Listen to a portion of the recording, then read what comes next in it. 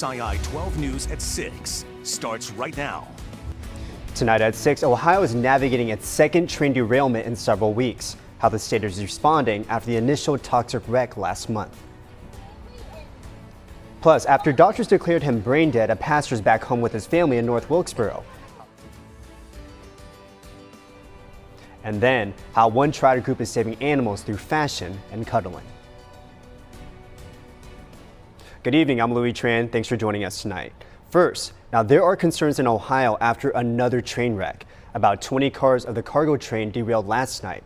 This happened just a month after a train wreck in East Palestine, Ohio. Isabel Rosales begins our newscast. This derailment, as all derailments, will be fully investigated and the findings will be turned over. Dramatic video showing the moments a Norfolk Southern train derailed in Clark County, Ohio, Saturday.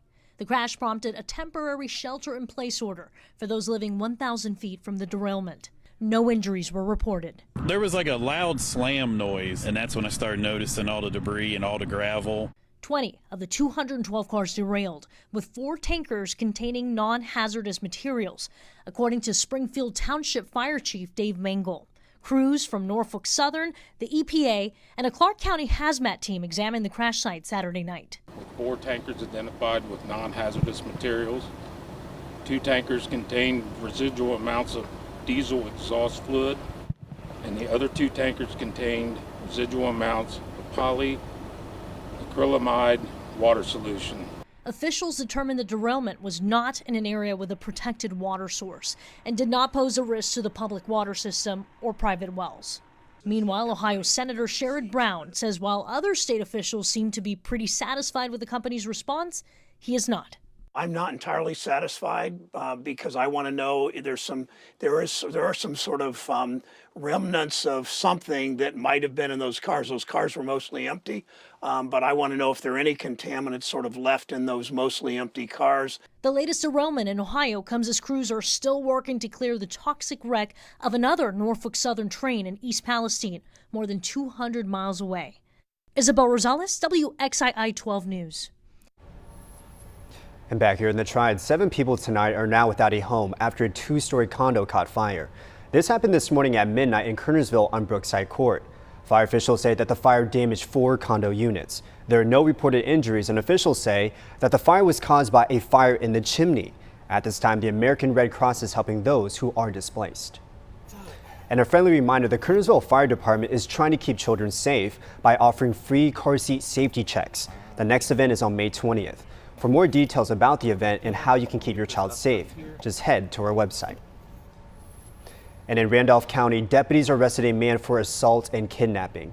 Deputies say that they arrested Jason Brown in 2021 for unrelated charges. He was later released. Now, last Friday, deputies arrested Brown in Asheboro in connection to the assault and kidnapping. He faces charges including second-degree kidnapping and assault by strangulation. He's in jail with a $111,000 bond. In Wilkes County, a pastor who doctors once declared brain dead is not only alive 6 months later, he's officially back home tonight. Here's a video of yesterday's welcome home parade for Ryan Marlowe. His wife Megan shared this. Ryan was a pastor at Grace Baptist Church. Last year, doctors at Atrium Health Wake Forest Baptist said that he was brain dead. But after that, Marlowe started moving. You can find the full story on our website at WXI12.com. And across North Carolina, parents may soon expect some possible changes at school. The State Board of Education is asking lawmakers to change their teacher licensure. Rather than paying teachers based on their years of experience, it would pay teachers based on their performance. A new program would first be tested in several districts. This would happen in the 2024-25 school year, but the General Assembly would need to approve the funding first. Some say that the current system fails to retain teachers or improve student learning. And to address misbehavior in the classroom, Winston-Salem Forsyth County Schools is enforcing a new strategy. Our Kara Peters has the latest after talking with their superintendent. Our goal is to reduce exclusionary practices, and so the code is our effort to do that. A new code in full motion to help keep students in school. We have tightened our practices around actually documenting all of any kind of behavior infraction that occurs. So we also can make sure that we're helping students. If the infraction's occurring for a student and it's always, a certain time of the day, or if it's in certain classrooms, I mean, that's data that the school can act on to help an individual student. And in the event a student has to be sent home, the district says the work doesn't stop there. We actually have a restorative conversation and make sure when the child goes back, the goal is that it doesn't happen again. If you send kids away and they come back and repeat the behavior, there's been no lessons learned. Measures in place for any incident that may arise, including the most serious. If a student brings a weapon on campus, there are immediate actions on that. If it's a firearm, they are removed for the 365 days to an alternative setting. And so that's an example of extreme on the side that this is the answer. Take a look at these numbers. The district reported more than 5,000 in-school suspensions versus 4,100 out-of-school suspensions during this academic school year. That's in comparison to 3,000 in-school suspensions during the previous school year and 4,300 out-of-school suspensions. What that tells me is schools are really working hard on eliminating exclusionary practices as much as possible, so we can work with our students to teach them what are some better alternatives than to getting into a violent altercation with another student. What else could you have done? And some of that can take place in in-school suspension way better than just sending a student home for a few days. Overall, Superintendent McManus says, while it may take some time to get adjusted to the new code, the goal is to make a difference that goes beyond the classroom. When we think about our whole community, there's an uptick in violence, and we have to make sure that our schools are safe. But our goal is to keep kids in school, teach them, how we behave, teach them better alternatives to violence, so that then our community can be a safer place as a whole. And that was Kara Peters reporting. And if you're trying to save up for school, the cost of education can be intimidating. Our chief national consumer correspondent, Jeff Rawson, has some tips, and this Rawson reports. Hi, yeah, I love to answer your questions whenever I can. I just got this email from Tommy, who says, I want to invest money for my grandchildren to have for either college, a car, or whatever they need. What can I do to invest money wisely that will grow after making that initial and only investment? There are plans out there for you, like the 529 plan. It's an investment account designed to help families save for college. Basically, you put in the initial deposit and earnings will grow tax-free through the life of the account.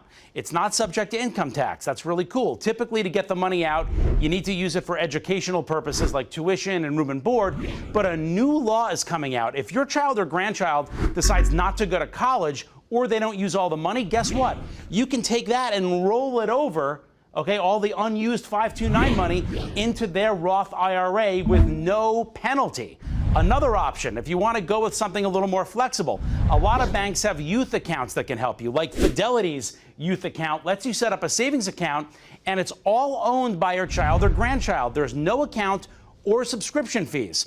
No account or subscription fees. And they're running a special right now, Fidelity is. They're going to give you $100 to fund the new account, and they're going to give another $50 to the child. So you can put all of that into their account as the initial investment.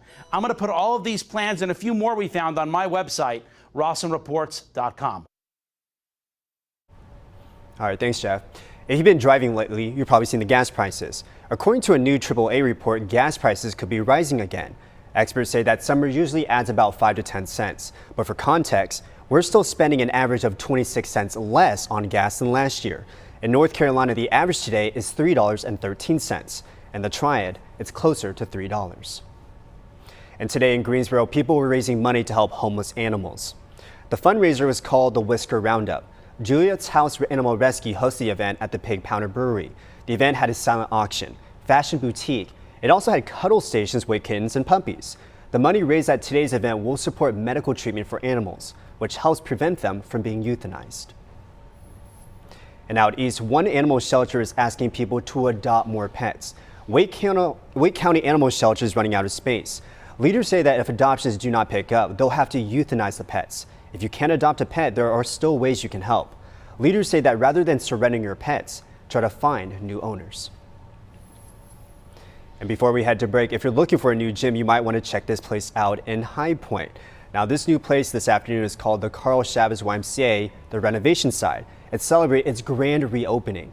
It was closed for a $4.5 million renovation. We are able to serve babies 6 weeks old all the way through senior citizens. So there's something here for everybody where we are at this location. And with the renovation to our facility, it is just that much more inviting for people to come join us. The new center has more spaces and activities. It was named after the first African American from High Point killed in World War II. Still ahead, it had enough rooms for the Brady Brunch. And we're not talking about the mansion for sale. We're talking about one of the greatest snow forts you've ever seen. Oh, far from that across our area today. It was gorgeous. Sunshine, mild temperatures, but we do have some cold air that is back in the forecast this week.